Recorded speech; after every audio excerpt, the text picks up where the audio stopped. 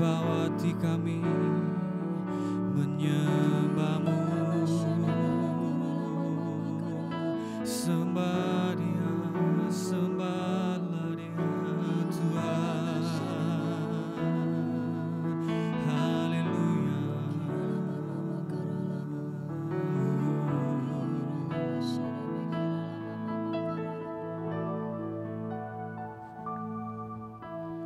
Tuhan, inilah hidupku. Kami serahkan dulu. Ku serahkan padamu segala cita-citaku, masa depanku menjadi milik-Mu. Jadikan kami terang-Mu, jadikan kami terang. Yes Lord, di tengah gelap dunia, membawa bangsa-bangsa kepadamu. Oh Tuhan, ini kerinduanku. Bagi-Mu Tuhan seluruh hidupku. Pakailah Tuhan bagi kemuliaan-Mu. Genapi seluruh rencana-Mu, sampai bumi penuh kemuliaan. Bagi-Mu Tuhan, bagi-Mu Tuhan seluruh hidupku. Pakailah Tuhan bagi kemuliaan-Mu. Genapi seluruh rencana-Mu, sampai bumi penuh kemuliaan-Mu.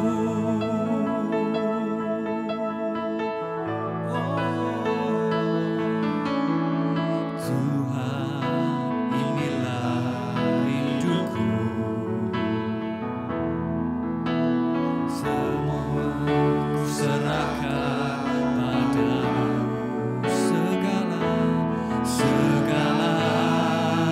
cita-citaku, masa depanku menjadi milik-Mu, menjadi milik-Mu. Jadikan kami Tuhan, jadikan kami terang.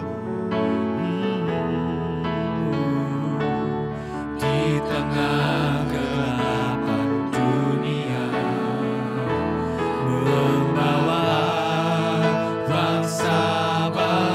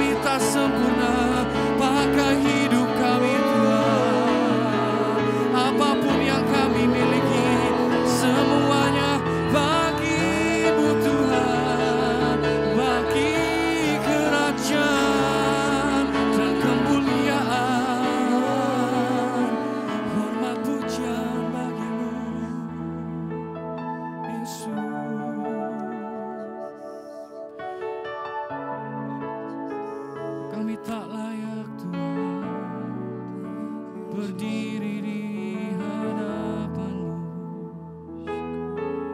tapi Kau yang layakkan setiap kami melayani-Mu Tuhan, memberikan yang terbaik. Yesus, seluruh hidupku. Pakailah Tuhan bagi kemuliaan-Mu,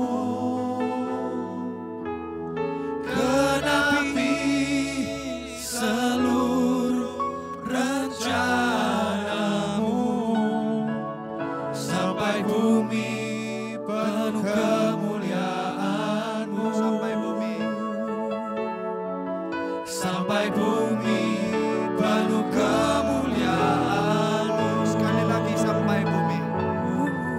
Sampai bumi penuh kemuliaan-Mu.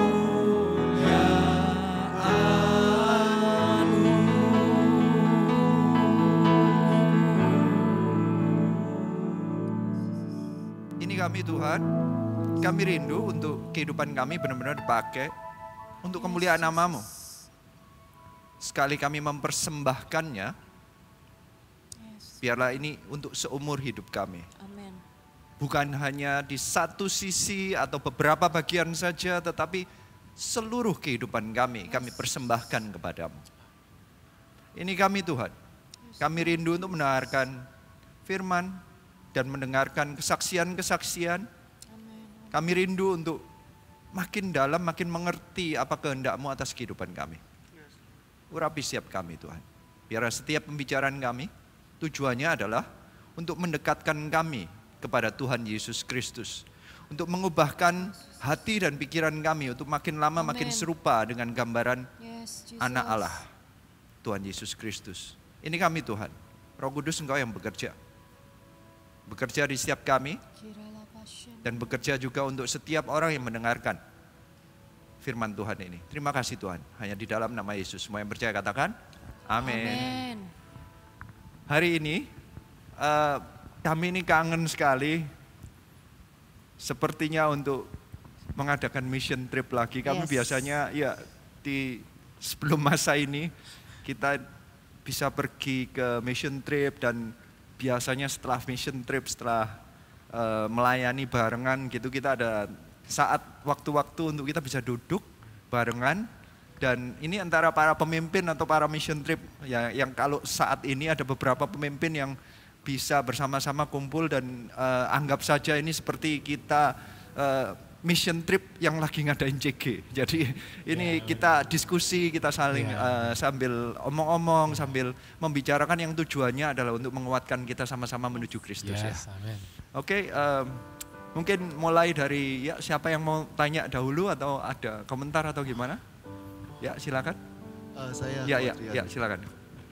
Apakah masih relevan mengerjakan visi Tuhan di masa pandemi ini? Menjalankan visi Tuhan. Mestinya menjalankan visi Tuhan di masa apapun tetap relevan ya. Karena memang di masa ini, masa pandemi adalah masa, bagi kita adalah masa yang cukup luar biasa. Karena kita seumur hidup ya nggak pernah mengalami kayak begini. Tetapi Alkitab itu mencatat bahwa orang-orang yang bertemu dengan Tuhan dan menjalankan visinya Tuhan itu melalui fase-fase kehidupan yang cukup ekstrim juga. Orang-orang itu misalnya Abraham, dahulunya namanya Abram. Dia itu dari negara yang lain, dari Ur Kasdim. Begitu mendapatkan visi Tuhan mengenai tanah Kanaan, dia pindah rumah, pindah tempat. Dia meninggalkan masa lalunya, berangkat ratusan kilometer dengan tujuan mengikuti visinya Tuhan. Di tengah-tengah kehidupannya ada masa-masa kekeringan, ada masa apa, tapi dia tidak pernah meninggalkan dan melepaskan visi Tuhan itu. Terus selama seumur hidupnya dia tetap menjalankan visinya. Jadi kalau mungkin kelaparan zaman itu adalah masa pandeminya Abraham, bahkan sebenarnya dia juga mengalami masa 25 tahun Tuhan sudah memberikan bukan hanya visi tapi juga janji. Misalnya engkau nanti akan menjadi bapa banyak bangsa. Anakmu akan sebanyak bintang di langit, sebanyak pasir di pantai, dan 25 tahun anak satu aja enggak. Apakah itu enggak kekeringan? Waktu yang sangat panjang, Cukup lama ya. penantiannya 25 tahun enggak mudah. Masa pandemi kita berapa bulan? Ya baru berapa bulan? Beberapa bulan. 4 bulan. 4-5 bulan ya. Yes. Ya cukup lama sih, tapi kan belum sampai 25 tahun. Apakah relevan? Saya rasa visi Tuhan itu jauh lebih panjang dan jauh lebih luas dan jauh lebih long term daripada cuman kelaparan atau pandemi. Saya tidak mengecilkan pandemi yang kita hadapi. Saya mengalaminya, kalian semua mengalaminya. Ada orang-orang di dekat kita juga ada yang kena, ada yang terkena baik itu secara fisik maupun secara ekonomi. Semuanya terkena lah. Bukan artinya saya menutup bahwa ini bukan masalah kekeringan, tapi saya belajar dari Alkitab. Siapapun, mau Abraham, mau Paulus, sejak ketemu Tuhan, sekali dia ketemu Tuhan, sejak di jalan menuju Damaskus, sampai seumur hidupnya dia selalu menjalankan visi kerajaan Allah. Dia mengubah, dahulunya perjalanannya adalah mengejar orang-orang yang Nasrani atau orang Kristennya dimasukkan ke dalam penjara, tetapi diubahkan total visinya, diubahkan misinya, diubahkan. Dia sekarang mencari orang-orang untuk masuk ke dalam kerajaan Allah. Jadwalnya dia malah jadwal mission trip. Di tengah-tengah kehidupannya umur 60 dia sempat dipukulin orang di Yerusalem. Dan di tengah-tengah itu dia tidak meninggalkan visinya. Masa sih aku jalanin visi kerajaan Allah dipukulin? Tidak kayak begitu. Dia malah di tengah-tengah digebukin itu dia sempat berbicara, minta waktu untuk berbicara kepada rakyat dan berkata, aku melakukan ini karena aku ketemu Tuhan. Dia malah menguatkan bahwa definisi kehidupannya diubah total. Visi Tuhan dalam kehidupan kita yang lahir baru seharusnya itu mengubahkan kita. Bahkan Alkitab kan berkata kita mestinya menjadi ciptaan baru. Namanya ciptaan baru ya, yang lama sudah berlalu, yang baru sudah datang. Kalau yang baru sudah datang, kalau ada masa yang berbeda, apakah yang lama kita panggil kembali? Kayak nggak relevan lagi. Lah emangnya visi kerajaan Allah itu hanya di masa-masa baik-baik saja atau di masa kering saja? Bahkan sebenarnya banyak orang ketemu Tuhan di masa-masa keringnya sebenarnya. Terus kalau masanya berubah, dia lagi mengalami masa kelimpahan, apakah visi kerajaan Allah tidak relevan lagi? Hanya karena dia butuh-butuh saja. So jadi menurut saya, karena kita seharusnya tujuan kehidupan adalah menjadi serupa dengan gambaran anak Allah. Ya seumur hidup, kalau serupa dengan Tuhan Yesus itu serupa dengan sifatnya, serupa dengan tujuan kehidupannya. Kalau tujuan kehidupannya Tuhan Yesus dari awal sampai akhir adalah menjalankan visinya Bapa di surga, kita seharusnya dari awal sampai akhir juga seharusnya menjalankan visi Bapa di surga. Oke. Kok mau tanya kok? Ya, ya. Ini ada orang di luar sana yang menganggap orang Kristen itu seperti mengerjakan MLM kok. Saya pernah dengar orang yang menganggap bahwa daripada begitu dia mending berbuat baik, mengembalikan segala kemuliaan kepada Tuhan, dan biarlah orang-orang di luar sana yang melihat dia hasil-hasilnya itu tanpa dia harus pada awal-awalnya itu ngajak ke gereja atau ngajak ke CG dan lain-lain. Nah, menurut Ko Adrian, pemikiran seperti gini nih apakah masuk akal atau boleh, atau seharusnya dia lebih tetap boleh, mungkin perlu diperjelas apa ya definisi MLM itu. Jadi MLM itu mungkin maksudnya itu orang di luar sana menganggap waktu misalnya orang ini lagi ngajak dia ke gereja, seakan-akan orang ini kalau ngajak ke gereja, orang ini akan mendapatkan suatu pahala. Sales gitu ya? Iya, pahala, dapat suatu pahala dari Tuhan dan lain-lain. Jadi Ada rewardnya betul. Reward dari Tuhan. Ya itu kan persepsi beberapa orang ya. Kalau menurut saya kayaknya mestinya kalau kita menginjil atau mengajak orang ke gereja itu bukanlah seperti MLM, karena kalau tadi MLM definisinya adalah seseorang yang mendapatkan reward atau mendapatkan sesuatu. Sebenarnya saat kita sedang menginjil atau mengajak orang ke CG, ke gereja, bukannya kita malah sebenarnya membayar sesuatu, meluangkan waktu, meluangkan jerih payah untuk mengajak seseorang, bahkan sebenarnya mestinya bagi seorang Kristen adalah mengajak orang lain untuk masuk ke dalam gereja, masuk ke dalam CG, itu istilah praktisnya ya. Ya. Itu yang mendapatkan keuntungan bukan yang mengajak, tetapi mestinya bagi point of view kami yang mengajak ini, yang diajak yang mendapatkan keuntungan. Yes. Keuntungannya adalah mendapatkan keselamatan, mendapatkan janji-janji Tuhan, mendapatkan urapan dari Tuhan yang kita sudah cicipin karena kami sudah merasakan. Oleh karena itu kami tidak bisa tidak, kami bahasa Inggrisnya compelled untuk mengajak. Mestinya mengajak itu bukan karena keharusan atau tidak. Saya setuju sih. Kalau Kompel tadi itu artinya dalam bahasa Indonesia benar-benar seperti haus. compel gitu ya, itu dengan- diterjemahkan dalam bahasa Indonesia apa ya? Tidak bisa tidak ya. Tidak Kalau bisa. Bahasa Jawa tidak. bisa, Iya. kebelet. Ya. apa? Dengan apa ya? Bahasa maksudnya? Jawa, kebelet. Bahasa Jawanya Dengan kebelet. kerinduan gitu, maksudnya dengan kerinduan. Compel tuh dengan Sudah nggak bisa kerinduan. ditahan lagi. Iya, nggak bisa ditahan lagi. Ya, Pokoknya sesuatu harus. yang mendorong dari dalam sehingga secara tidak sengaja mengajak. Karena begitu menyaksikan kebesaran Tuhan, mujizat yang terjadi di dalam hidupnya, dia sudah tidak lagi bisa menahan untuk tidak berbicara mengenai Tuhan Yesus gitu ya. Kompel. Ya mungkin Nggak bisa motivasinya menahan yang harus diperjelas. Kalau motivasi MLM adalah mengajak orang untuk mendapatkan keuntungan pribadi. Kalau kebalikannya, kalau menginjil itu adalah mengajak orang karena kita merasa bahwa orang itu akan diuntungkan Yes. atau diberikan benefit Yes. karena diajak. Jadi itu tujuannya begitu. Jadi mungkin kalau saya sih tetap di Alkitab tuh contohnya orang-orang itu yang kayak begitu biasanya kalau ketemu Tuhan mereka akan dengan sengaja dengan apa ya karena tidak tahan begitu rindunya mengajak. Masalah berbuat baik saya sangat setuju karena Alkitab juga berkata kita harus menjadi seperti Christ-like fragrance. Bahasa Indonesianya adalah Baunya harum. bau harum Harum seperti yang Kristus. Seperti Yes. Kristus. Artinya kan gini loh, kita bauan itu nggak perlu mengeluarkan apa-apa, kayak it's in his nature untuk mengeluarkan bau yang harum. Tapi ayat Alkitab itu unik memang. Dia ditulis itu kan bau harum bagi Kristus, tapi bagi orang yang menuju ke kehancuran, kita itu baunya busuk. Padahal kita ngomongin sesuatu yang baik, tapi bagi orang yang memang tidak mau, kita akan ditolak dan diterima dengan negatif. Kita seharusnya berbuat baiknya ini gimana ya? It's in our lifestyle.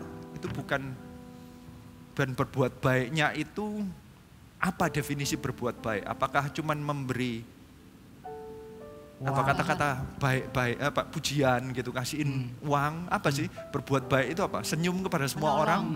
Orang lain. Misalnya kita ya menolong, misalnya beberapa minggu yang lalu Pastor Philip kan cerita, orang yang berbuat baik itu yang mana? Dia ngelihat orang yang luka-luka itu senyum, tapi nggak ditolong, atau kita melihat ada orang yang luka-luka dalam hatinya ya, terus kita tolong, kita bawa ke rumah sakit, yaitu Tuhan Yesus Kristus dalam yang membalut hatinya yang luka-luka itu, ataukah yang kita biarin, sorry, maafkan saya tak pergi ke gereja aja, saya tak menyembah Tuhan sendiri, sorry aku enggak ada waktu. Point of view-nya Pastor Philip menjelaskan bahwa orang yang bertindak untuk menolong, itulah yang menjadi orang yang berbuat baik. Kalau memang definisi berbuat baik kita adalah action, ya seharusnya ya kita tetap action dong. Kita ajak jiwa-jiwa, itu kan salah satu cara kita mengekspresikan perbuatan baik kita kepada orang. Bukan cuma senyum saja, sorry ya saya tak minggir sejauh-jauh mungkin, kamu kelihatannya luka-luka tapi kalau aku mendekat nanti aku ikut luka. Ya jadi kan itu kan yang dikotbahkan Pastor Philip beberapa minggu yang lalu. So perbuatan baiknya perlu diperjelas mungkin itu ya.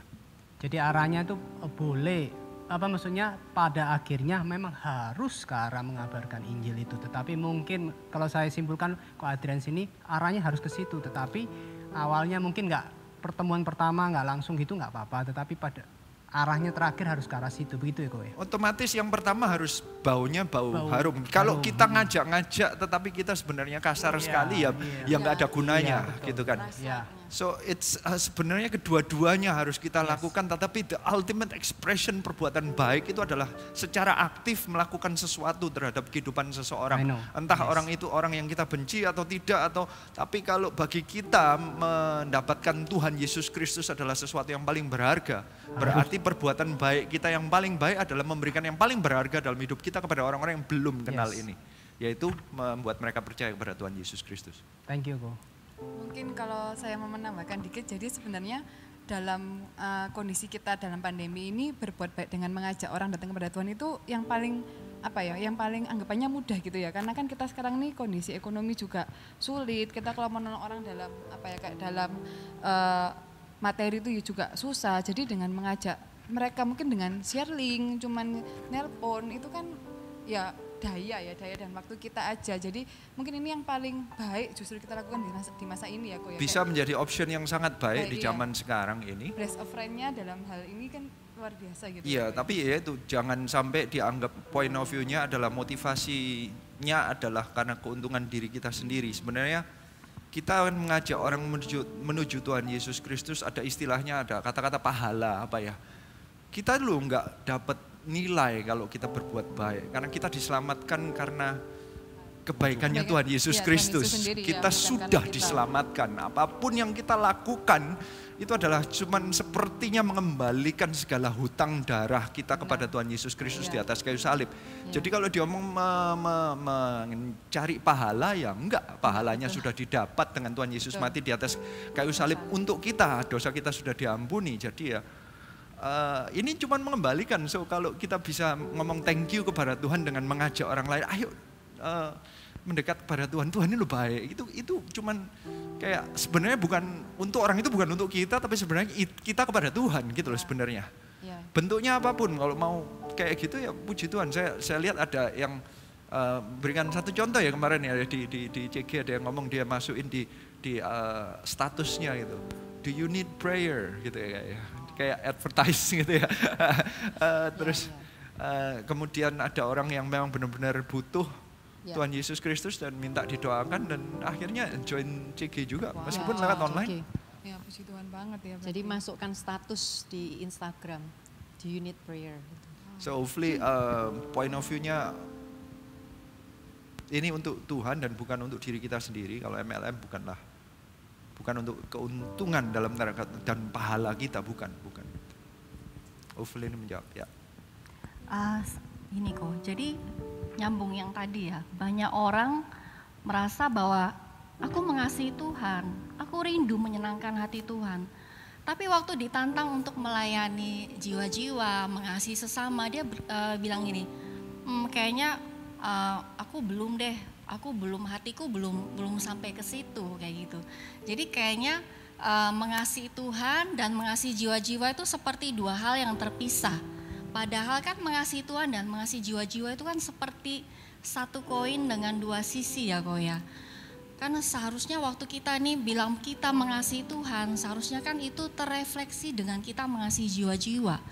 Setuju. Ya. Itu bahkan ada ayat yang sangat jelas sekali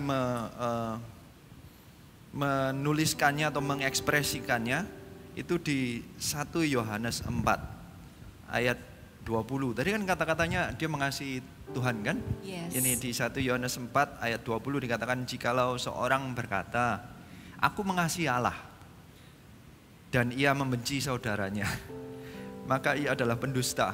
Karena barang siapa tidak mengasihi saudaranya yang dilihatnya, tidak mungkin mengasihi Allah yang tidak dilihatnya. Ini Alkitab yang menuliskan ya. Jadi kalau dia ngomong saya bisa mengasihi Allah tapi saya nggak bisa mengasihi manusia, Alkitab mencatatnya pendusta, karena ekspresi yang ultimate bahwa Anda mengasihi Allah adalah Anda bisa menerjemahkannya ke kehidupan sehari-hari. Tuhan itu nyata, Tuhan itu hidup, Tuhan itu bukan masalah kita datang dan menyanyikan 1-2 lagu, masukin duit persembahan ke gereja, bukan itu bukan itu yang dicari sama Tuhan. itu cuma agamawi, tapi the ultimate expression itu adalah kita menolong orang lain, kita mencari, mengasihi jiwa-jiwa, mengasihi saudara kita, mengasihi orang yang di sekeliling kita untuk dibawa mendekat kepada Tuhan. So, hopefully itu menjawab. Thank you. Tapi ada yang tanya gini kok, mengasihi jiwa-jiwa iya, mengasihi Tuhan iya. Tapi kalau di kala pandemi seperti sekarang ini, gimana caranya kita tuh bisa mengasihi jiwa-jiwa, gimana caranya kita masih mengerjakan visi. Kalau secara bisnis itu berdarah-darah, bisnisnya itu down. Bahkan ada yang tanya sama saya, tidak hanya bisnisnya saja yang down, tetapi ada anggota keluarganya juga yang sampai terkena COVID bahkan meninggal. Nah, apakah orang yang bertahan ini tadi itu masih bisa mengerjakan visi gitu loh? Gimana dia bisa mengerjakan visi gitu loh? Bagaimana bisa? Ini dengan kondisinya yang berdarah-darah itu bagaimana dia betul. bisa tetap hatinya itu terfokus kepada visi Betul. Tuhan. ya, tadi saya jelaskan bahwa ada orang-orang yang sudah ketemu Tuhan itu hidupnya berubah total. Dia mengubah seluruh gaya hidupnya, bahkan yang namanya Paulus itu ganti nama dari Saulus ke Paulus. Abram ganti nama dari Abram ke Abraham. Jadi itu kayak menunjukkan bahwa dia itu benar-benar ciptaan baru. Dia adalah orang yang mengubah total kehidupannya. Apakah di tengah-tengah tadi yang saya jelaskan kehidupannya nggak ada pernah berdarah-darah? Tadi saya jelasin Paulus berdarah-darah, wong dipukulin benar-benar. Bukan hanya bisnisnya, itu benar-benar nyawanya. Dia pernah dilemparin batu, ditinggal mati tapi nggak mati. Dia pernah lari turun dari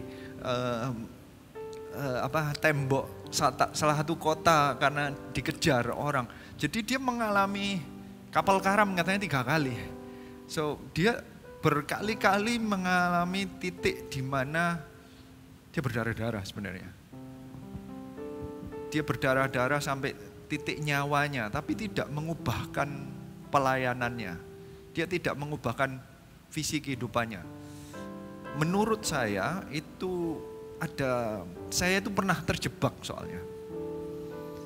Ada orang-orang itu punya cara pemikiran atau prioritas itu di benaknya. Itu Tuhan, keluarga, pekerjaan, pelayanan. Pelayanan yang terakhir. Jadi ini cara pemikiran, cara logikanya. Saya sendiri pernah terjebak ini.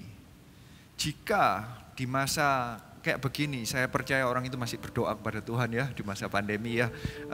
Keluarganya masih diperhatikan, diberi makan dengan segala berdarah-darahnya bisnisnya. Tapi karena prioritas ketiganya adalah pekerjaan dan ini mengalami masalah, berarti yang keempat yaitu melayani Tuhan itu seperti kayak dikesampingkan dahulu, nunggu kalau ini sudah kembali normal, baru dia nanti mau pelayanan lagi.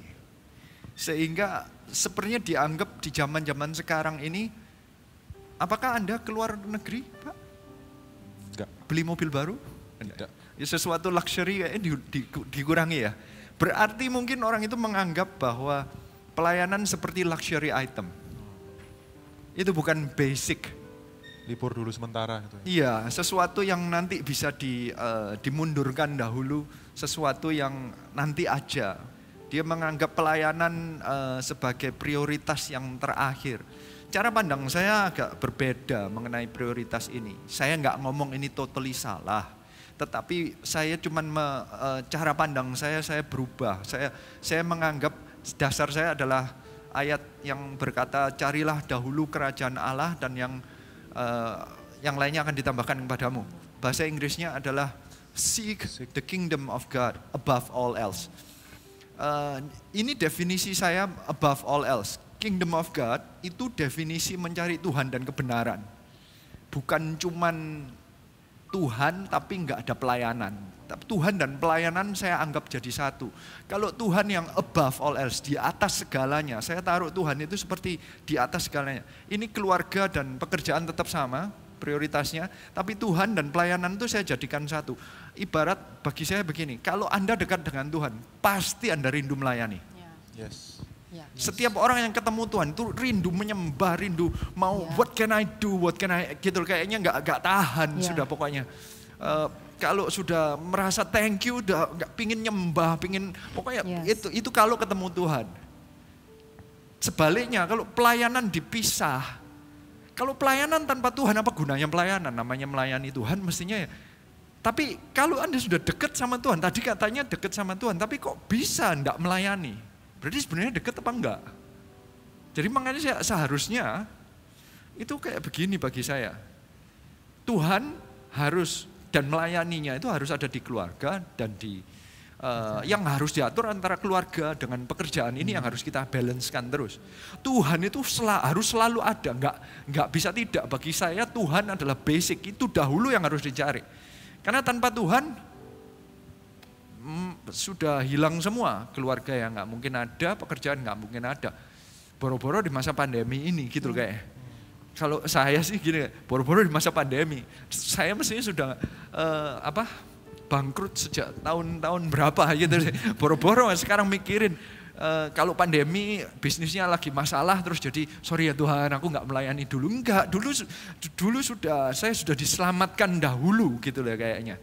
Jadi kalau masa pandemi atau tidak masalah bisnisnya lagi masalah atau tidak mengubahkan prioritas saya. Mungkin yang harus diubahkan cuman memang cara melayaninya, tapi tidak pernah keluar dari benak untuk melayaninya mundur atau melayaninya berhenti dulu. Enggak, cuman ya cara, contohnya aja kalau dulu kita kan mission trip, tadi kan saya ngomong, sekarang mission tripnya via online ya kan gitu. Cuman bentuknya aja lain. Bedanya kalau dulu benar-benar berangkat naik pesawat, naik kereta gitu kan. Kalau sekarang kopernya cuman koper kayak begini ya dulu. Kopernya aja yang kita bawa. Iya, cuman kopernya doang. Supaya benar-benar masih nuansanya kita di. Ini cuman kayak ekspresi bahwa di masa apapun kerinduan melayani tetap ada. Cuman kita harus adjust dengan logika dan hikmat gimana caranya melayani karena kerinduannya tetap ada.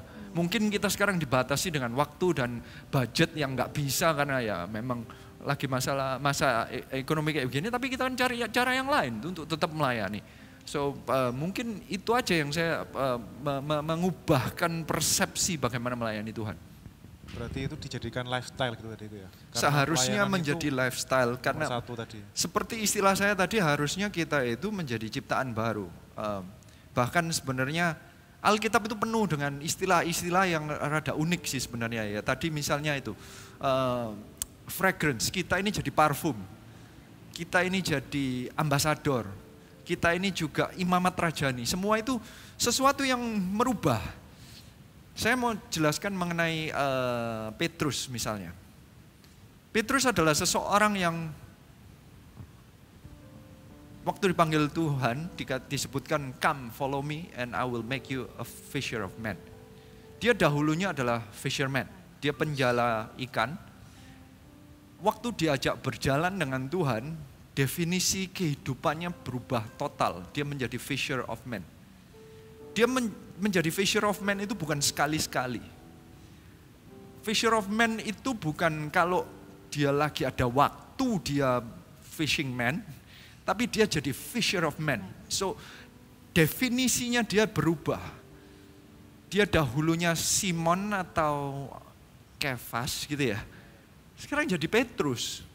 So kebanyakan kalau Alkitab itu selalu menunjukkan dengan kata-katanya diubah namanya gitu kayak Yakub menjadi Israel gitu-gitu kayak untuk menunjukkan bahwa dia berubah. Yang lama sudah berlalu, totally berubah. Jadi kondisinya lagi apapun, ya fisher of men ya tetap fisher of men. Cuman masalahnya waktunya yang di-spend berapa caranya gimana, tapi tetap fisher of men. Dia nggak tiba-tiba hilang dan menjadi fisherman lagi, yang ternyata terjadi di Yohanes 21 dan sama Tuhan dipanggil balik kan. Dia sepertinya kayak kamu jangan kembali ke fisherman zaman lamamu ya. Itu kan masa pandeminya Petrus, karena bagi Petrus Tuhan Yesus mati dan kayaknya Tuhan Yesus dianggap nantinya jadi raja, dia ingin jadi perdana menteri, terus kok hilang Tuhan Yesusnya. Jadi sepertinya dia down, dia berdarah-darah sepertinya. Kembali masa lalu aja. Banyak orang di masa-masa kayak begini terus mau, ya sudahlah dulu kan pelayanan. Sekarang pandemi nggak pelayanan dulu, nggak ciki-ciki dulu, sorry ya, saya tak kerja aja, basic gitu. No, sekali engkau berubah, seharusnya berubah. Engkau akan dipanggil seperti Petrus manggil engkau kembali kayaknya. Come. Akan diingatkan kembali, engkau dulu sudah tak panggil jadi a fisher of men. Tuhan sudah ubahkan dari dahulu visinya adalah mencari uang menjadi mencari manusia. Itu uang itu harganya uang dengan harganya manusia itu jelas lebih tinggi. Manusia lebih berharga manusia di mata Tuhan. Nah, kadang kita mau kembali lagi turun level, itu saya suggest sih jangan, nanti Tuhan akan tetap panggil lagi seperti Petrus dipanggil. Menarik sekali waktu tadi Pak Adrian menjelaskan yang tentang luxury item itu. Jadi jangan sampai kita menaruh, meletakkan pelayanan maupun Tuhan maupun pelayanan, mengerjakan visi Tuhan itu sebagai luxury item ya. Karena kalau di luxury dianggapnya sebagai luxury item, maka di kondisi tertentu kita tidak akan disingkirkan gitu ya Pak Adrian. Yang lebih didahulukan adalah yang back to basic-nya ya. Ya, Alkitab ada yang mencatat bahwa kabarkan Injil di masa apapun.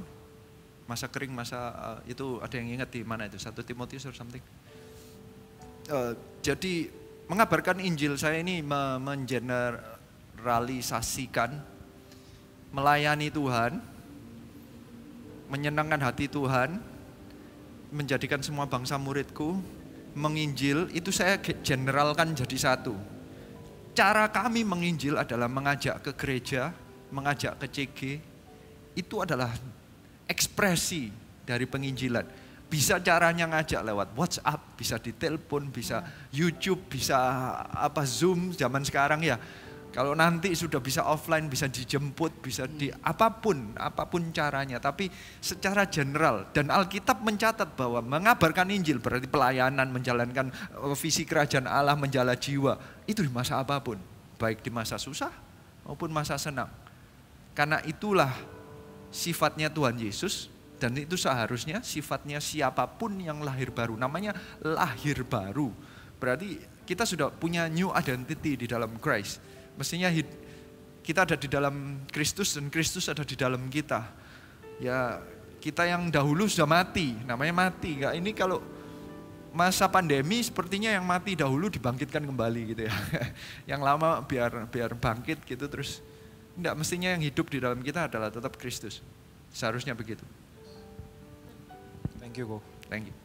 Ya, mungkin menyambung Antoni ya, tadi itu kan kalau Antoni ceritanya down-nya itu di sisi ekonomi ya, maksudnya banyak masalah di keluarga juga.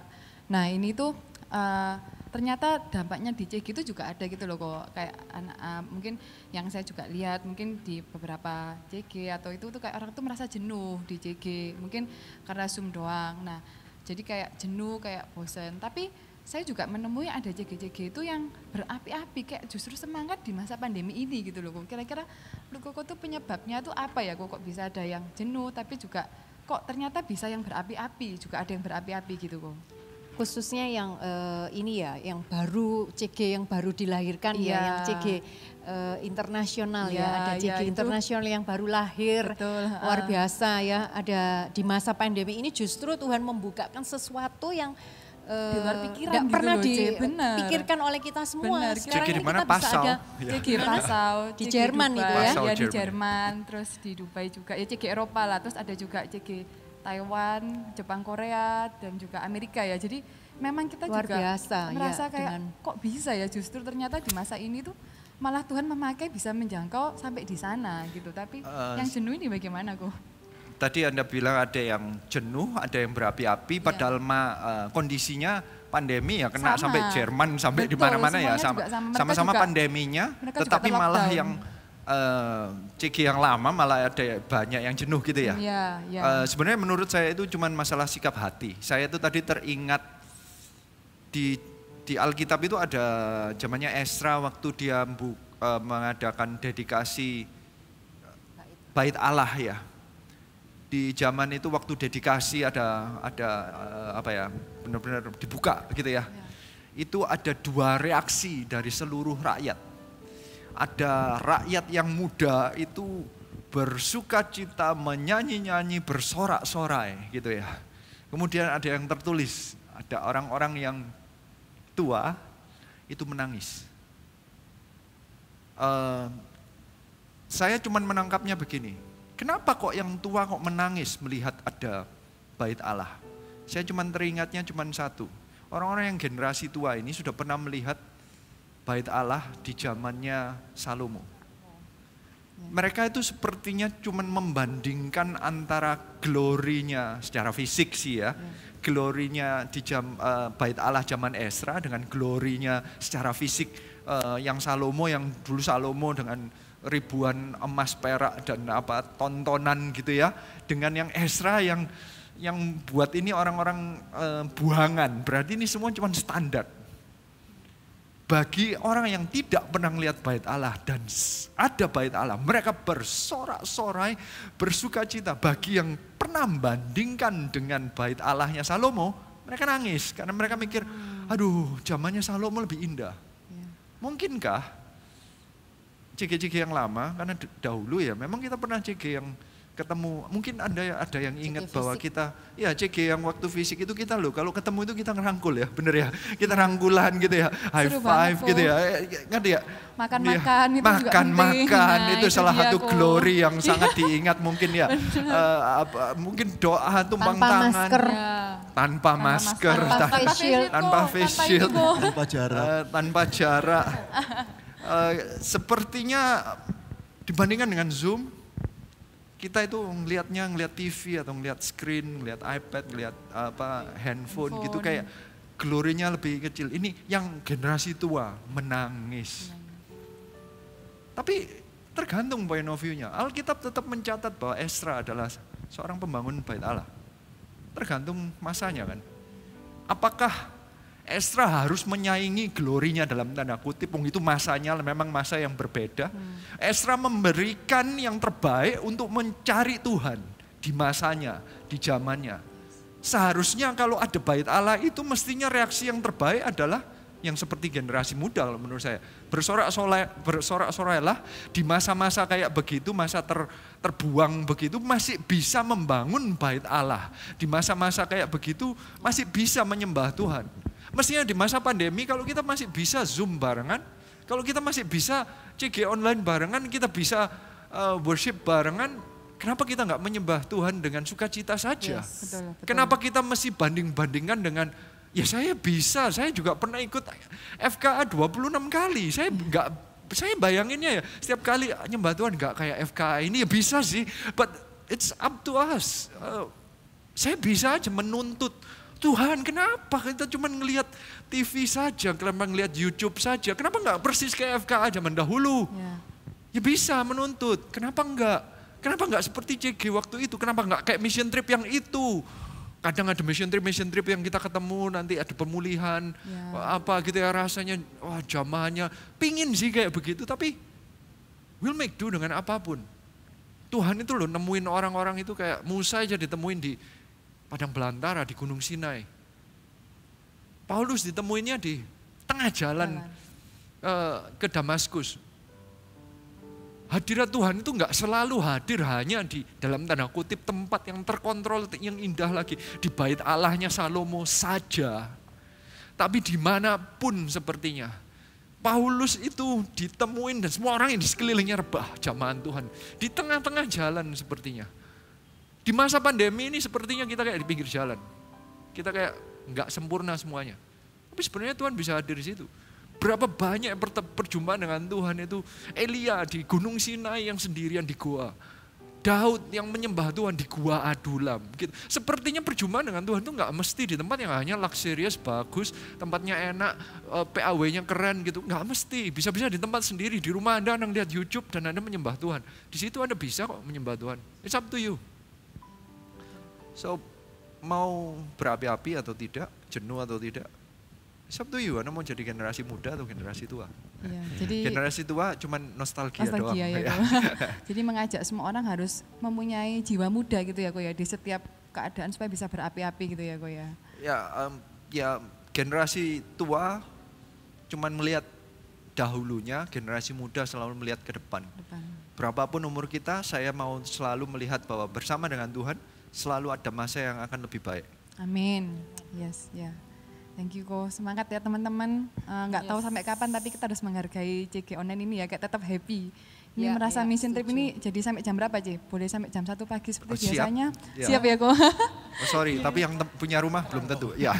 Masih terang ini kayaknya gue, masih terang ini. Tadi Joel juga sebenarnya ada pertanyaan juga ini. Ada juga mungkin orang-orang di luar sana yang berpikir bahwa saat ini kondisi saat ini dia ini merasa dia juga orang yang dia bisa bilang mengadopsi visi. Dia sudah masuk dalam visi Tuhan, mulai melayani, mulai mengajak teman-temannya ikut CG, tadi ikut CG Zoom, dia juga sudah ajak. Tetapi dia tapi juga masih memikir kadang-kadang ini dia mengalami kalau ada masalah, dia kok nggak merasa Tuhan tuh menolong dia gitu. Nah kalau kayak gini gimana ya gue ya? Jadi seperti dia minta ada kembaliannya gitu ya. Oh Gitu. iya. Dia sudah, Oh iya benar juga sih. dia sudah melayani tapi kok kayaknya Tuhan iya. kok nggak mengembalikan Kok apa nggak yang ada yang dia harapkan, mungkin ditolong atau dia dapat, tapi kok nggak dikasih, Tuhan kok nggak menunjukkan gitu. Saya dulu pernah terjebak di masa-masa itu. Saya bahkan saya saking ingetnya, saya itu sampai hafal ada satu titik saya itu berdoa kepada Tuhan. Aku ini loh sudah baca Alkitab 3 kali. 3 kali aja tak sombongin gitu loh, kayak nyombongin ke Tuhan loh ya. Ini nggak ngomong ke orang-orang, ini saya doa, ini bayangin doanya itu kayak saya ini loh sudah jadi, waktu itu sudah jadi coach. Saya ini sudah melayani di CG sebagai coach. Saya itu juga sudah usher 2 kali ibadah gitu. Saya itu ngomong 2 kali itu dengan berat, dengan aksen Jawa. 2 kali loh Tuhan. Jadi saya itu merasa bahwa saya menunjukkan, bukannya aku ini sudah melayani. Tahu pertanyaan berikutnya? Kenapa bisnisku kok masih tetap utang? Seperti ada, semua yang saya sebutkan itu cuman sebagai punchline. Kayak saya mau kasih punchline-nya ke Tuhan, saya itu kembalikan kayak mana 30, 60, 100 kali lipat. Kayak sepertinya Alkitab itu adalah strategi mencari ROI yang terbaik. Return of investment yang terbaik. Loh, ya bayangin kalau Anda menabur dan menuai yang paling tinggi returnnya itu di Alkitab, oke? 30, 60, 100 kali lipat loh ya. Dulu saya itu ngitungnya hitung-hitungan banget sama Tuhan. Saya itu matematis banget sama Tuhan. Matematika saya itu kayak begitu. Saya sampai ngitung 3 kali saya hitung, bener gak ya? Saya asyir 2 kali saya hitung gitu loh. Dan saya nanya 30, 60, saya ngasihnya 2, 3, dia mintanya 30, 60, 100 kali lipat. Tapi saya hitungan sama Tuhan. Berarti kalau ngasih persembahan juga nabur berapa sudah dalam pikiran kali 30 gitu ya. Sebenarnya itu kan accounting yang baik. Ya, ada. Berharapnya kali 100, tapi kalau nggak jadi yang 30 juga nggak apa-apa. Iya. Minim 30, ya kan. Pemikirannya ya. Bahkan kita kan Parah, debatnya. untung Tuhan masih mengasihi engkau ya, enggak ditinggal ya. Ya, matematika saya sih enggak sebagus-bagus itu. Istri saya matematikanya lebih hebat, tapi saya kalau matematika yang itu saya nantang Tuhan. Jadi kalau ada orang yang nanya gitu, bagi saya ya saya juga sudah pernah nanya itu langsung ke Tuhan. Istilah saya sedang, akhirnya Tuhan itu, saya pernah ceritain di salah satu khotbah yang beberapa bulan yang lalu, bahwa Tuhan akhirnya temuin saya. Itu doa saya itu kayak begitu, saya itu benar-benar doanya itu, saya itu doanya benar-benar hitungan. Jadi saya baca Alkitab, kemudian saya kayak doa dan permintaan saya, karena saya pernah terjebak bahwa doa itu harus spesifik. Mintalah sebutkan apa yang kamu mau, imani apa yang kamu mau. Jadi setiap omset itu tak tulis sama saya. Detail kok ya. Detail sih, kelihatannya keren ya. Saya tumpangi tangan loh, keren ya, keren gak? Setiap hari loh, rajin loh, saya ini termasuk rajin. Jadi ada listnya gitu. Ada listnya, ada bukunya. Kenapa saya tahu? Karena tak tulis di buku, tak tulis ada tanggalnya. Saya bikin. Ya saya Kalau ingat Pak Philip bukunya. Warna hitam. Iya tahu. Itu memalukan, jangan ditulis. Ya, kalau Pak Philip itu kan nulis apa yang dari Tuhan. Saya ini saya maksa Tuhan gitu, kayak saya ini mendikte Tuhan, ini loh ya omset saya bulan ini. Saya itu cukup detail, misalnya ini naiknya, saya ini punya apa ya KPI tertentu, performance indicator tertentu untuk area ini, misalnya tagihannya dari 40 hari menjadi 28. Itu saya tulisin detail, spesifik. Saya ini pakai logika juga dan iman, ya kan. Saya doain, kalau dapat ayat saya tulis, tapi semua ayatnya 30-60 sekali, Pak. Tabur itu ayat, ngerti nggak maksudnya? Yang arah-arahnya ke sana, oke? Jadi waktu saya sudah melayani gini dan saya tetap hutang, saya sepertinya datang kepada Tuhan itu, sikap hatinya adalah seperti seseorang yang mendemo. Saya bukan lagi datang dengan doa dan bertobat kayaknya, Tuhan ampuni aku, bukan gitu, kayak Tuhan mana ayatmu, sebenarnya menantang gitu kayaknya. Aku tahu ayatmu tapi nggak terjadi gitu kayak. Mana kuasamu? Istilah saya, Tuhan yang ngomong. You have treated me like a vending machine. Ini Tuhan yang ngomong ke saya. Saya nggak tahu kenapa Tuhan pakai kata-kata vending machine. Mungkin waktu itu saya pingin ke Jepang atau apa ya. Saya nggak ngerti. Tapi benar-benar Tuhan itu ngomong, apa sih vending machine itu? Vending machine itu kan bentuknya ada harga gitu dan apanya, ada harganya gitu ya kan. Ada makanan, kue, minuman, whatever lah gitu ya. Ada harganya sendiri gitu ya. Bagi saya itu kayak kalau harga saya adalah baca Alkitab 3 kali, mestinya saya dapat. Saya masukin koin dong, Go. Seperti gitu. Saya masukin koinnya dalam pelayanan saya atau kebaikan saya. Baca Alkitab lu tak anggap kebaikan. Aduh, keterlaluan ya, saya tidak tahu. Saya pelayanan ke CG itu ya saya masukkan, ushering saya masukkan, saya doa saya masukkan, saya puasa saya masukkan. Jadi semua masukkan dan saya nuntut ini mestinya kan saya dapat mujizat, ini saya dapat hutang saya, ini omsetnya naik, yang ini profitnya. Saya satu persatu gitu. Saya akhirnya hubungan saya dengan Tuhan itu seperti transaksional. Ya itulah makanya Tuhan ngomongnya vending machine. Tuhan nggak saya anggap sebagai pribadi yang hidup, tapi seperti mesin. Kayak ada formulanya, kalau formulanya pas, kling, keluar. Apa bedanya dengan kayak agama-agama lain yang kayak, kalau Anda pergi ke satu gunung apa, naik berapa, tidur berapa malam di sana nanti keluar jadi kaya atau apa. Tuhan nggak kayak begitu. Tuhan itu menegur saya, jadi kalau saya dapat berkat itu bukan karena saya berdoa atau apa. Loh, saya tetap berdoa loh ya, tapi bukan karena itu saya dapatnya. Kalau Tuhan mau memberi ya Tuhan memberi gitu loh kayak. Tuhan mau memberi karena kasih karunia-Nya. Tuhan mau memberi karena Dia sayang anaknya, karena Bapa di surga adalah Bapa yang baik. Saya juga pernah berkhotbah mengenai Daud yang mendapatkan janji. Apakah Daud pernah berdoa mengenai janjinya? Enggak, Bapa yang di surga yang memberikan janjinya. Bukan menuntut. Saya sih tidak mengajak kalian untuk menuntut Tuhan. Tetapi saya mau memberikan pengharapan bahwa Bapa di surga itu tidak mungkin tutup mata. Karena Bapa di surga adalah Bapa yang baik. Tuhan tahu batasannya, Tuhan tahu kapan memberi atau tidak. Karena saya tahu ada orang-orang yang diberi dan hilang. Ada orang-orang yang motivasi dasarnya ke gereja atau pelayanan, misalnya mencari pasangan hidup. Begitu sudah ngelewatin pemberkatan nikah, tidak pernah muncul sekalipun di CG banyak sekali. Karena tujuan dia, di benaknya dia, doanya dia adalah aku dapat pasangan hidup dan menikah. Begitu visinya mencapai pasangan hidup, selesailah hubungan dia dengan Tuhan, transaksinya selesai. Berarti setelah itu kapan kita ketemu lagi sama dia?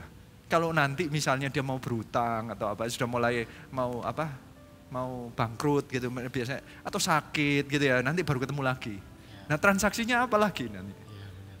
Hubungan kita seharusnya kayak begitu enggak? Kita seharusnya punya sikap yang seperti Nuh yang saya ngomong, dia itu bisa nangkep bahwa kalau Tuhan enggak selamatin dia enggak bisa menikmatin apa-apa. Dia memberikan itu dari dasar, dia menangkap bahwa dia sudah diselamatkan. Kita harus tahu bahwa kita ini sebenarnya seharusnya selayaknya dihukum mati. Tidak ada manusia yang benar. Kita ini dibenarkan karena Tuhan Yesus Kristus, darah Yesus menyucikan, menguduskan, mengampuni dosa-dosa kita karena Tuhan Yesus yang mati untuk kita. Kita seharusnya mati. Karena tidak ada satupun yang sekudus itu, semurni itu, dan tidak ada yang tidak berdosa, semuanya berdosa.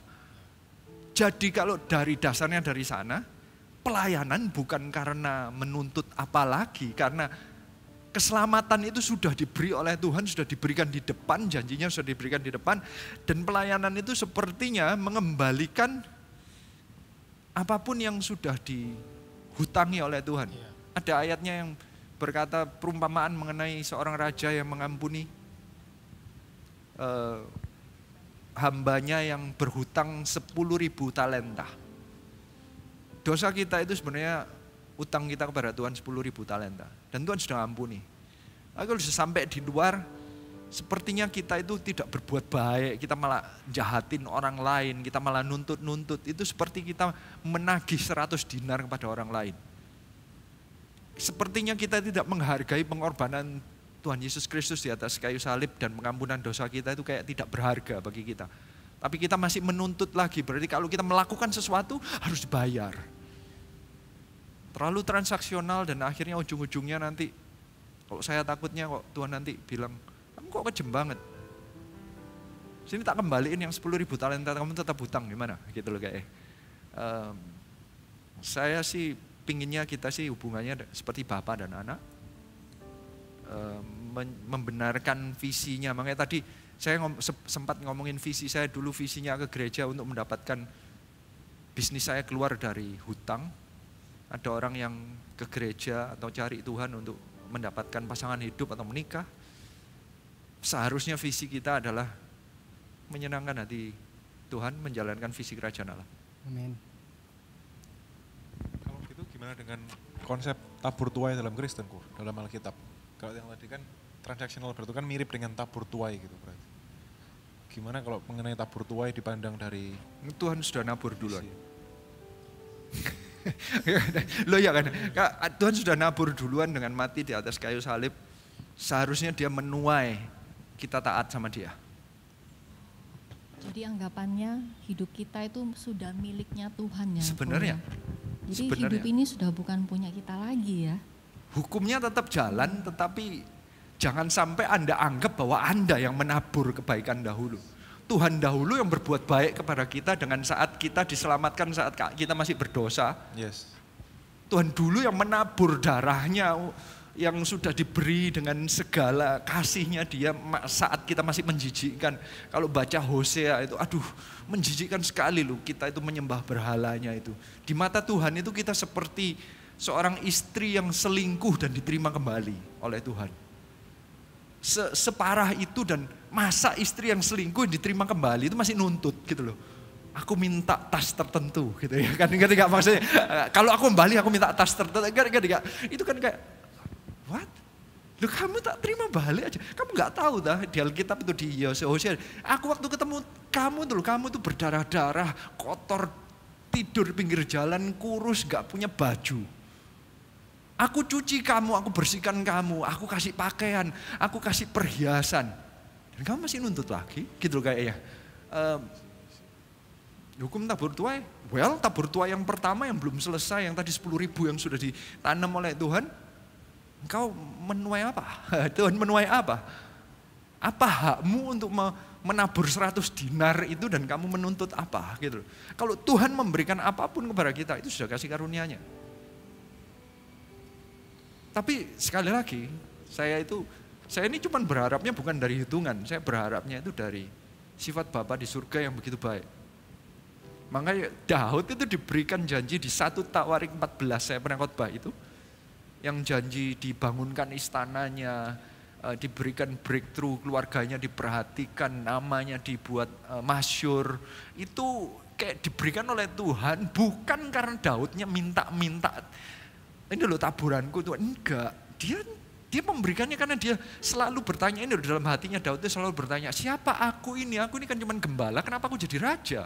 Dia kayak melakukan apapun karena, aduh thank you Tuhan, aku sudah jadiin raja. Kayak dia dipilih gitu, sudah seneng gitu kayak.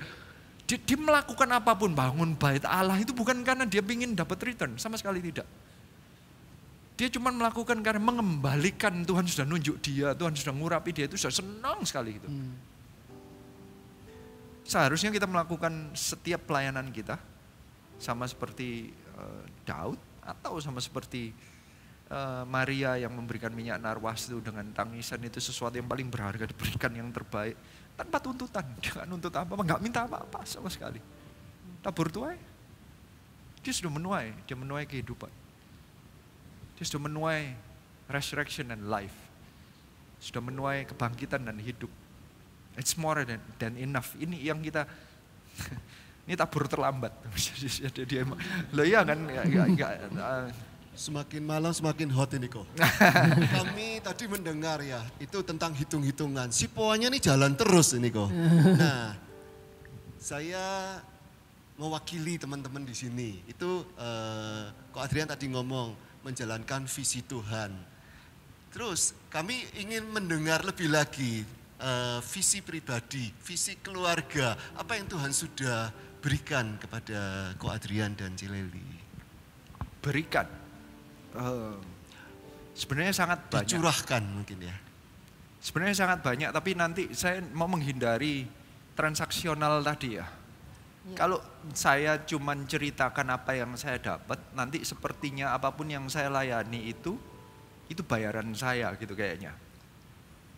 Ya, seringkali sih kami mengalami banyak dalam perjalanan kehidupan bersama dengan Tuhan itu, seringkali kami mengalami banyak mujizat, banyak pertolongan Tuhan, banyak favor yang dimana kami berdua itu mengusahakannya secara manusia aja nggak mungkin itu terjadi.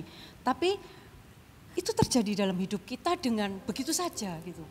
Nah, cuman kami seringkali nggak mau memberikan itu tuh sebagai pengajaran kepada di CG itu dengan sepertinya kayak mengimin-ngiminin rewardnya itu yang kita promosikan gitu loh, supaya fokusnya kita tidak pada rewardnya, hubungan tapi kita itu tidak dengan Tuhan tuh tidak transaksi lagi.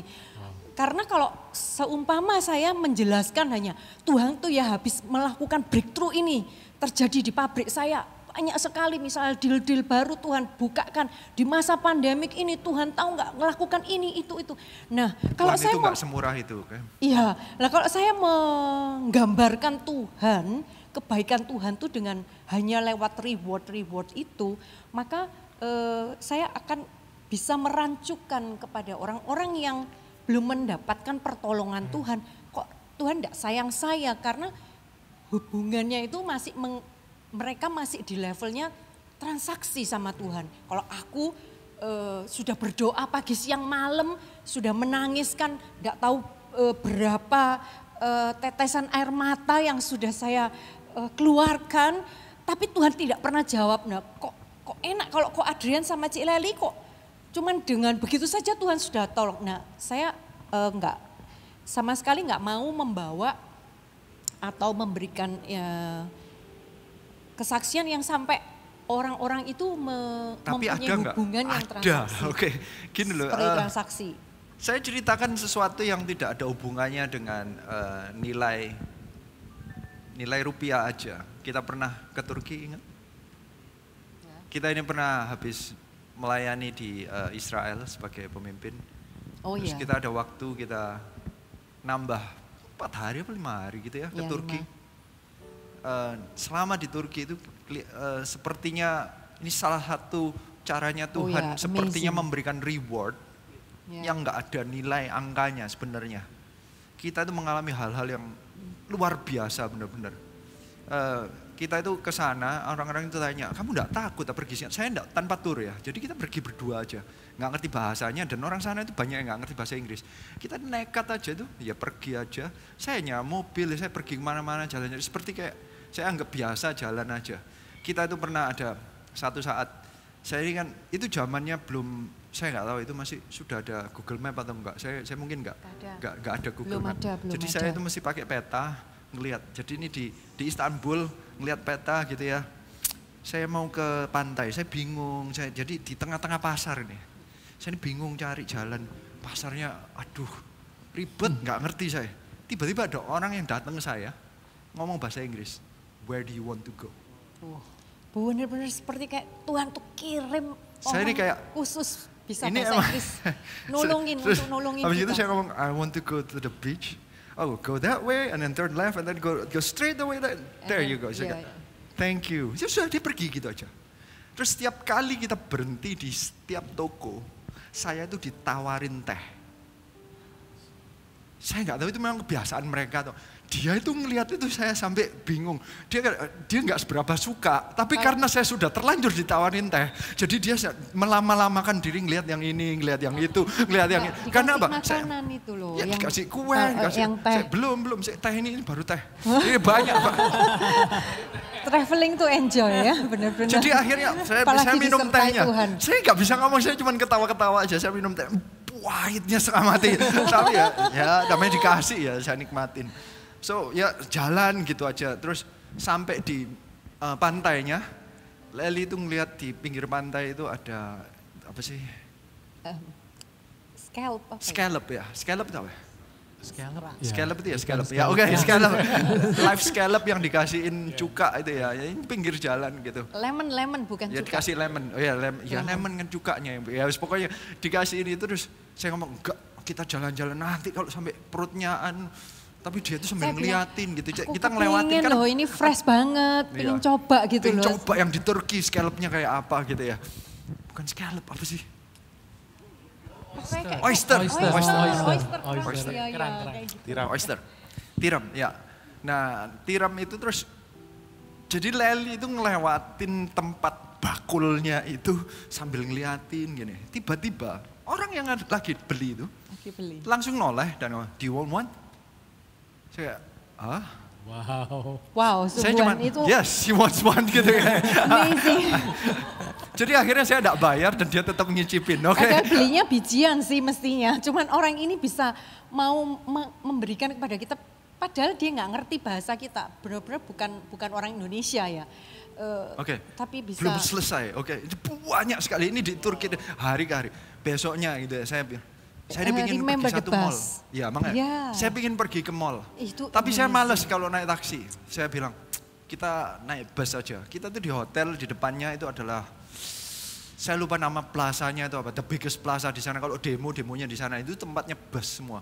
Jadi itu ada ratusan bus gitu ya. Dan saya pikir ini mau ke mall gimana cara nanya. Sekali lagi kalau saya nanya mereka banyak nggak ngerti bahasa Inggris. So aduh nggak tahu ya. Saya tak coba aja deh. Saya masukin bus pertama. Terus saya akan pakai foto. Saya tunjukin fotonya mall itu tak tunjukin. Gitu ya. Tahu jawabannya busnya itu apa? Suruh duduk. Saya kayak, maksudnya orang ini apa ya?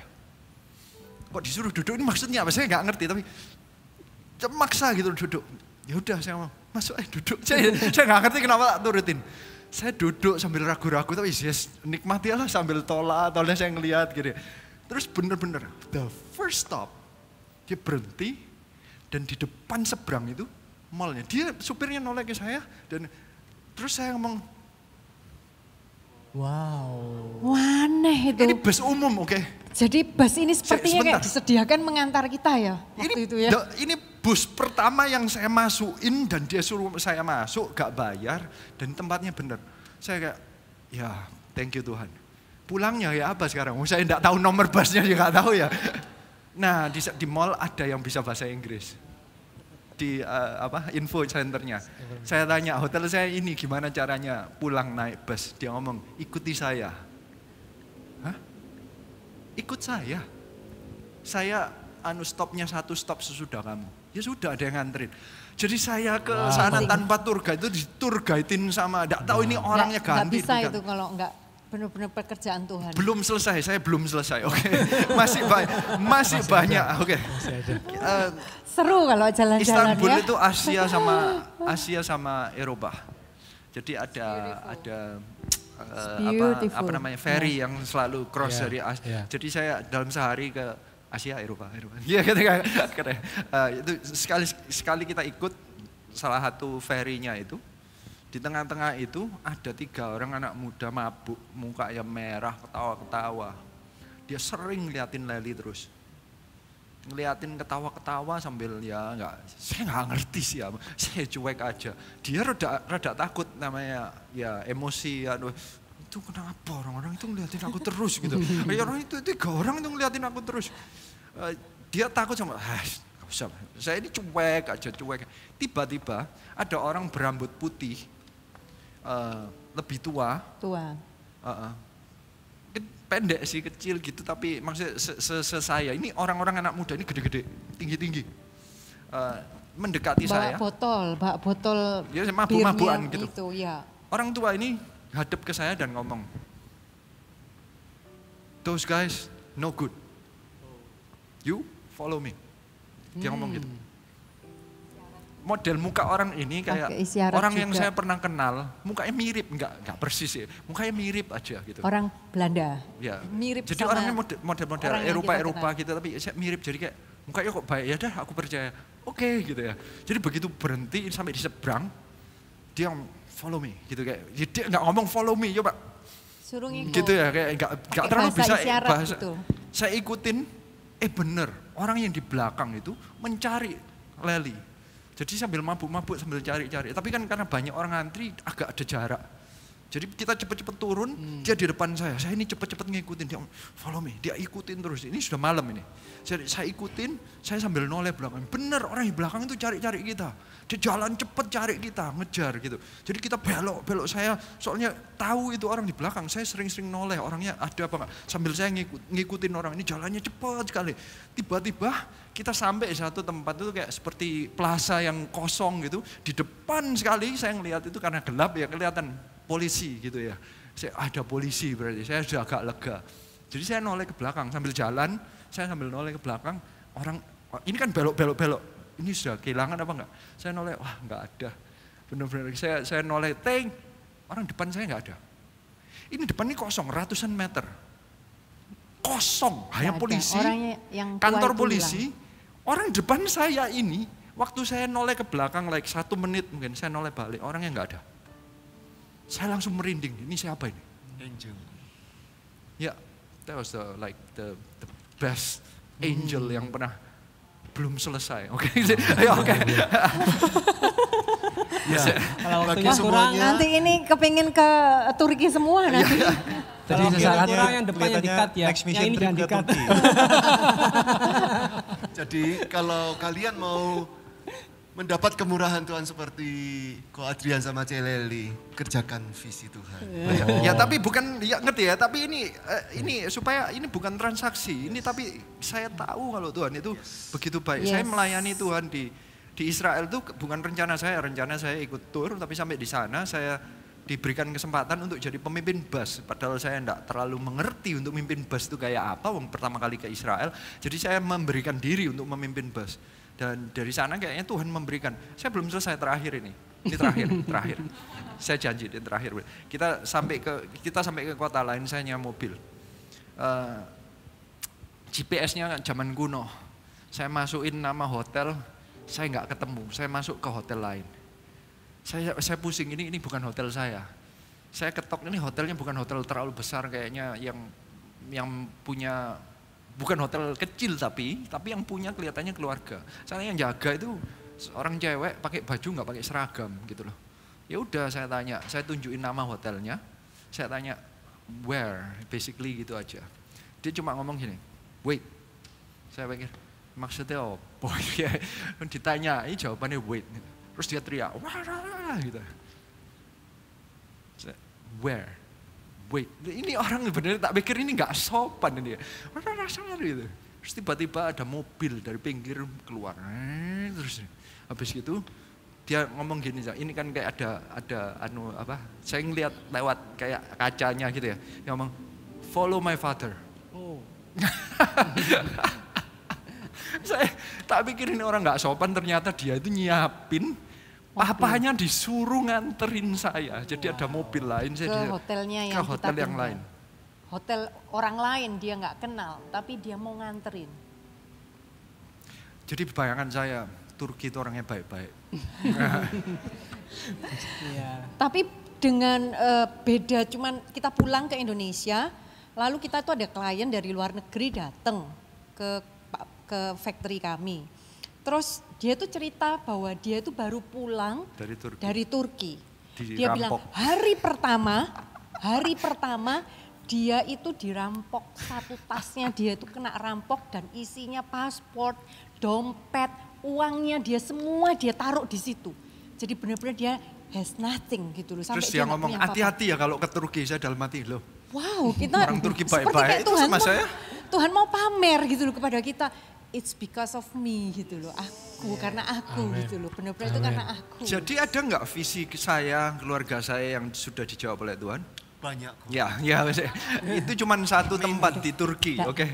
Nggak ada nilai angkanya, tapi Anda melihat penyertaan Tuhan dan kalau Tuhan mau reward nggak ada nilai yang itu nyelamatin dan sembarang macam, mau makanan dikasih, minuman dikasih, apapun dikasih sama Tuhan, mau oyster dikasih sama Tuhan.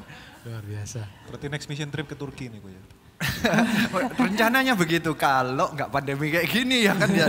Barusan kayaknya kerasa kita ini ke Turki tadi barusan. Iya, udah kerasa tadi itu. Apakah karena itu saya mengajak Anda melayani Tuhan? Yes. Apakah karena hubungan transaksi? Enggak.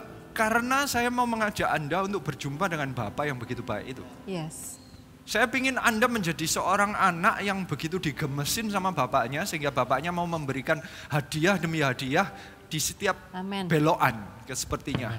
Kalau kita menjalankan visi kerajaan Allah yang sesuatu yang menyenangkan hati Tuhan, biarlah kita itu meniru Tuhan Yesus Kristus yang berkata, not my will be done, let your will be done. Sehingga Tuhan itu diangkat menjadi nama di atas segala nama karena Bapa di surga bilang, aduh Tuhan Yesus ini kok mau nurut ya. Mestinya kita itu niru dikit aja sifatnya Tuhan. Kita ngerjakan visi kerajaan Allah bukan karena nuntut kekayaan, tapi karena mau menyenangkan hati Bapa. Amen. That's all. Sebenarnya cuma itu. Makanya cuma saya mau mengajak, ayo jalankan visi kerajaan Allah. Satu jiwa demi satu jiwa. Ini cuma secara praktis saja. Kalau saya cuma ngomong, ya itu nanti bisa salah mengerti. Ayo berbuat baik. Tapi berbuat baiknya apa? Saya mau mengajak untuk mendefinisikan perbuatan baik yang menyenangkan hati Tuhan. Saya percaya satu jiwa itu menyenangkan hati Tuhan. Karena Alkitab mencatat bahwa satu jiwa diselamatkan, malaikat Tuhan aja bersorak-sorai. So, saya cuma tahu bahwa kalau Tuhan Yesus saya mati di atas kayu salib untuk orang-orang yang berdosa. Kalau kita melakukan apa yang dilakukan Tuhan Yesus, paling tidak kita ada niru sedikit sifatnya Tuhan Yesus Kristus. Dan kita rindunya setiap anggota CG itu kayak begitu. Apakah pelayanannya dituntut? Enggak. It's up to you. Enggak mau melayani, enggak apa-apa. Tetapi ini kita kan cuma mau menjadi serupa dengan gambaran Kristus. Dengan konteks kita, di zaman kita, di struktur kita yaitu CG. Ya itu aja, cuman caranya begitu. So, ya itu bagi saya. Wow. Beautiful story kok. Beautiful God. Lagi kok, tanya lagi kok. Ya. Banyak orang kan kagum dengan Ko Philip atau bahkan dengan Ko Adrian yang begitu berapi-api itu dalam. saya pertanyakan, kenapa kok kagum? Ya ini berapi-api dalam terus menjalankan visi Tuhan, jangkau jiwa-jiwa. Sedangkan banyak orang yang mungkin banyak orang di luar, termasuk mungkin kita ini kadang-kadang mengikutinya mungkin kadang-kadang panas dingin gitu loh. Dan ada orang bilang sama saya, iya itu kan Ko Philip sudah pernah ketemu Tuhan. Ko Adrian juga pernah. Itu seperti Ko Adrian kan dulu pernah cerita yang di lapangan basket ya Ko ya. Lantas bebas dari hutang dan lain-lain. Nah, pertanyaan saya mungkin ada dua. Satu, kalau misalnya Ko Adrian waktu itu nggak punya pengalaman pribadi dengan Tuhan, apakah Ko Adrian sekarang masih bisa seperti sekarang berapi-api? Ya toh, atau mungkin kurang atau gimana? Kedua, bagaimana Ko Adrian itu mencoba untuk menjangkau Ko Adrian yang nggak pernah ketemu Tuhan ini untuk bisa ikut berapi-api? Saya jawab gini aja. Ya, memang saya ketemu Tuhan dan memang itu salah satu motivasi saya untuk saya tetap melayani Tuhan. Tapi, apakah jaminan kalau Anda ketemu Tuhan dan Anda melayani sampai akhir? Yudas? Iya. Nah, bukan jaminan. Ketemunya Yudas Iskariot lebih hebat daripada kalau saya ketemu di lapangan basket yang saya tidak pernah kelihatan Tuhannya. Yes. Yudas Iskariot itu nyiapin duitnya Tuhan Yesus, pernah ngelihat Lazarus dibangkitkan di matanya sendiri, di hadapan matanya sendiri. Dia ngelihat orang buta melihat, orang lumpuh berjalan, orang kusta disembuhkan di depan matanya. Sudah ketemu yang sudah lebih luar biasa, sudah ngelihat Tuhan Yesus jalan di atas air. Masih aja gitu ya. Tapi dia bisa memilih untuk mengkhianati. So kalau Anda tanya apakah saya melayani karena saya ketemu Tuhan? Oh, bagi saya iya, tapi itu tetap pilihan. Pilihan. Ya. Anda mau tetap berapi-api atau tidak, itu pilihan. Tapi pertanyaan saya jadi, apakah orang-orang yang berjumpa seperti Yudas Iskariot itu yang pasti melayani sampai akhir? Saya tanya, apakah Kayafas nggak pernah ketemu Tuhan Yesus? Dia malah menyalib, itu imam besarnya di zamannya Tuhan Yesus. Berapa banyak imam besar, berapa ribu orang yang ketemu Tuhan Yesus langsung dan melihat langsung mujizatnya dan tetap tidak melayani? Yes. Apakah melayani itu pilihan? Yes. Apakah hanya orang-orang yang mendapatkan spectacular miracle perjumpaan baru melayani Tuhan? Saya cuma mau tanya aja, Yosua itu pernah dijumpai kapan sama Tuhan Yesus? Musa kan ditemuin dengan apa? Burning bush, wah terkenal sekali. Yosua? Yosua itu nunut. Nunut apa ya? Ngikut ya, ngikut revelation dari Musa. Visinya Yosua pun tuh visinya Musa, disuruh nerusin. Saya pun sebenarnya juga cuma nunut Musa saya. Yang ditemuin Pastor Philip dahulu. Saya berjumpa dengan Tuhan di lapangan basket. Itu setelah saya membaca buku Before 30, Intimacy with God. Ya, ada satu saat saya itu mulai ngajak Pastor Philip, Pak Philip doakan ini loh, ya yang saya pergumulan dulu kan bisnis saya lagi parah. Oh ya, Pastor Philip jawabnya, kamu sudah baca buku saya enggak Before 30? Jawaban saya malu-malu, belum Pak. Iya kan, dia mau baca terutama yang Intimacy with the Holy Spirit rasanya ya. Intimacy with the Holy Spirit. Sesudah itu saya mendapatkan, itu salah satu yang saya dapat bahwa ternyata berbicara dengan Tuhan itu bukan kaku. Ternyata seperti ada kata-kata spesifik yang Tuhan bisa berikan. Mungkin dari dahulu Tuhan sudah sering ngomong, cuman dibukakan di buku itu oleh Pastor Philip bahwa lihat nih, Tuhan itu mau berbicara dengan engkau secara spesifik, personal. Dari sana saya lebih mendengar gitu, lebih mencari, dan disitulah saya mendengar suara Tuhan. Dan akhirnya saya sebenarnya kan nunut revelationnya. Musa itu ditemui Tuhan, berhadapan muka dengan Tuhan di kemah perjumpaan itu. Yosua itu ada di sana. Jadi sebenarnya cuma nunut. Yosua itu cuma nunut aja ngeliatin Musa sedang berjumpa dengan Tuhan. Setelah pergi, dia itu masih kangen kayaknya loh, yang ditemuin cuma Musa. Tuhannya sudah pergi kayaknya gitu. Saya pun sebenarnya ya kayak visi ini visi yang didapat oleh gereja Mar Sharon, para gembalanya. Dan saya menjalani 1000 gereja 1 juta murid. Itu bukan diberikan kepada saya, tetapi saya seperti Yosua yang nunut, saya mau jalanin. Dan dari sana, akhirnya Yosua ditemui Tuhan juga persis mau masuk ke tanah Kanaan. Saya dapat perjumpaan di lapangan basket, tetapi punya hati yang nunut sama Musanya dahulu. Bukannya seharusnya kita itu mencari, mengucap syukurlah ada di gereja yang orang-orangnya berjumpa dengan burning bush. Dari sanalah Anda bisa menjadi Yosua yang mendapatkan perjumpaan dengan Tuhan dari Nunut.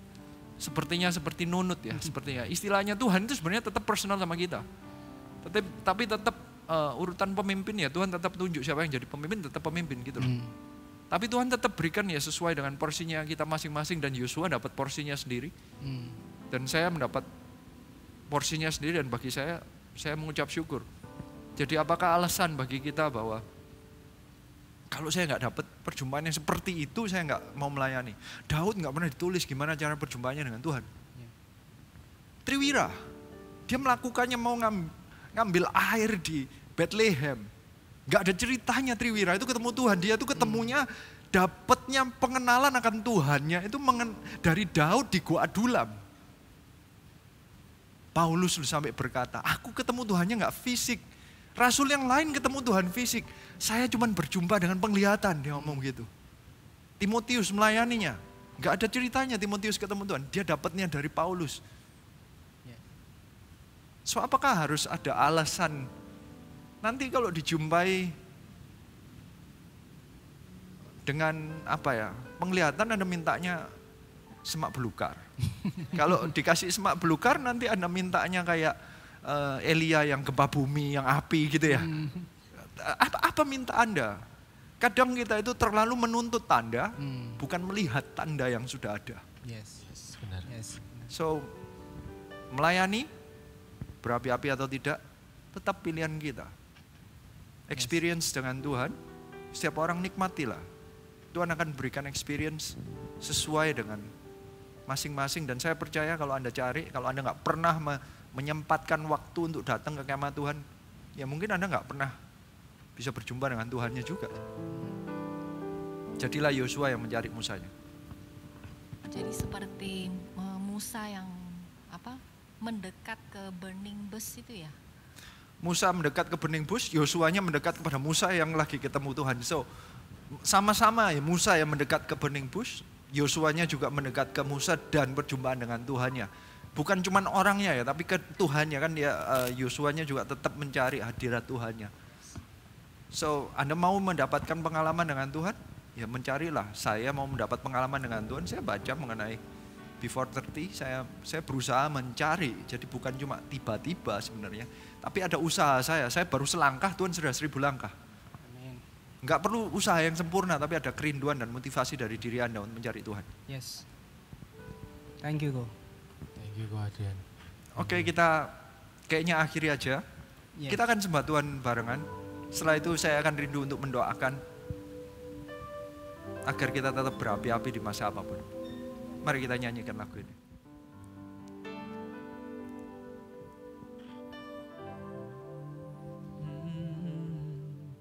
Ku bawa kepadamu,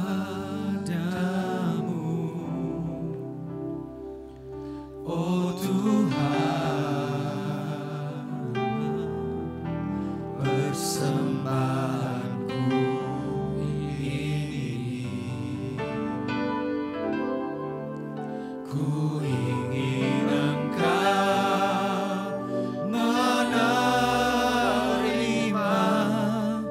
korban syukurku melalui pujian.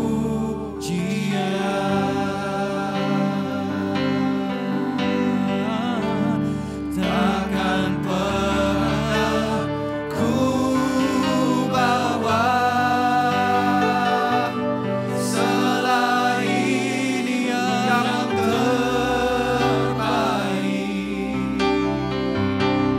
yang harum dan sejati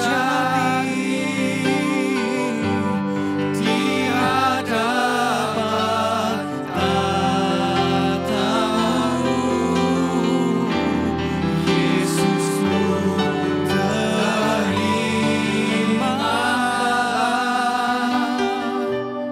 korban syukurku ini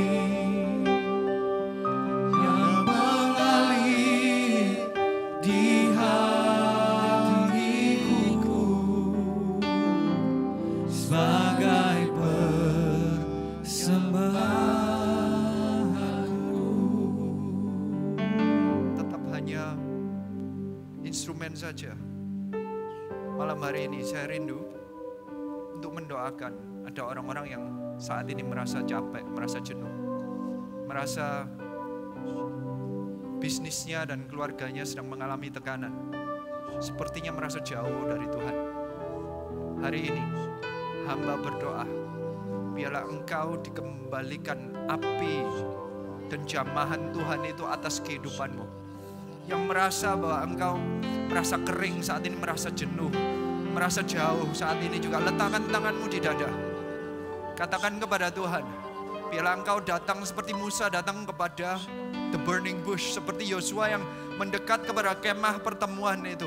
Engkau rindu berjumpa dengan Tuhan. Katakan kepada Tuhan, Tuhan, aku sedang merasa kering, aku rindu mendapatkan air sungai kehidupan itu kembali mengalir di dalam hatiku. Saat ini juga hamba berdoa, biarlah Roh Kudus menjamah setiap hati yang kering. Di dalam nama Tuhan Yesus Kristus, biarlah tugas kami menjadi seperti rusa yang rindu sungai Tuhan. Kami yang haus, kami haus jamahan Tuhan. Saat ini hamba berdoa, Tuhan jamah setiap hati yang merasa kering ini. Jamah setiap hati yang merasa jenuh, yang merasa tidak mempunyai kekuatan lagi. Berikan kekuatan yang baru, pengharapan yang baru, urapan yang baru, api yang baru. Saat ini juga di dalam nama Tuhan Yesus Kristus. Saya rindunya setiap orang mendapatkan jamahan yang unik yang daripada Tuhan. Saya percaya Allah itu melihat engkau. Allah tahu siapa namamu seperti Allah tahu siapa Sakeus. Allah tahu siapa nama setiap orang satu persatu. Masalahmu dimanapun, kondisimu apapun. Tuhan itu tahu namamu, tahu kondisimu. Biarlah engkau mengarahkan hatimu mendekat kepada Dia. Saya percaya Tuhan yang baik, Allah Bapa yang baik itu akan mengisi segala kehausanmu dan kekeringanmu dengan air sungai kehidupan, yaitu Roh Kudus. Saat ini juga terimalah semuanya berbahasa roh. Terimalah kembali urapan yang baru. Terimalah kembali urapan Roh Kudus. Biarlah engkau dijamah kembali, kesegaran kembali, cinta mula-mula dibakar kembali. Jamah kembali Tuhan hati mereka, setiap mereka yang sedang mengalami kejenuhan di masa ini, kekeringan di masa ini. Kami percaya Allah bisa menjumpai mereka dimanapun, juga di padang gurun, di gua, dimanapun. Di tempat yang terpencil, di tempat yang kering, di tempat yang tertekan apapun, di penjara sekalipun.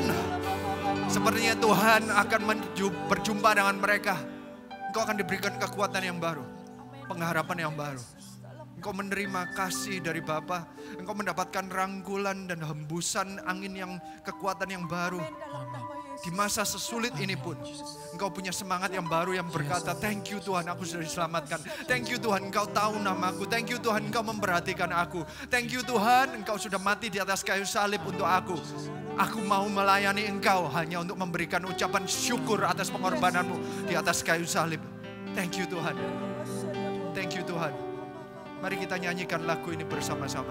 Takkan pernah ku semua bangkit berdiri. Selain yang terbaik,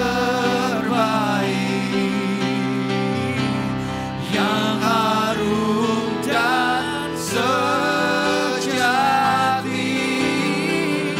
di hadapan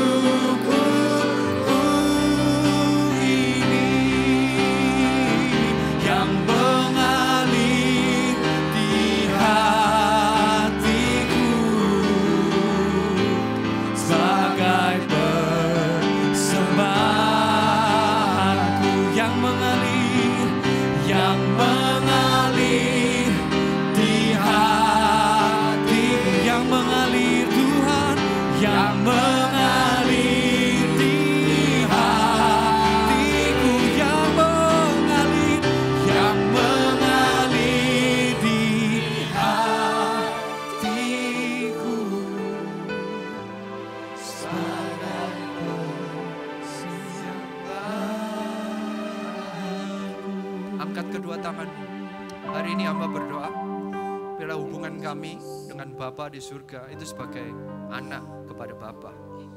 Apapun yang kami berikan, pelayanan kami menjalani visi ini Bukan karena terpaksa, bukan karena mencari berkat, tetapi kami mau mengembalikan ucapan syukur kami kepada Tuhan.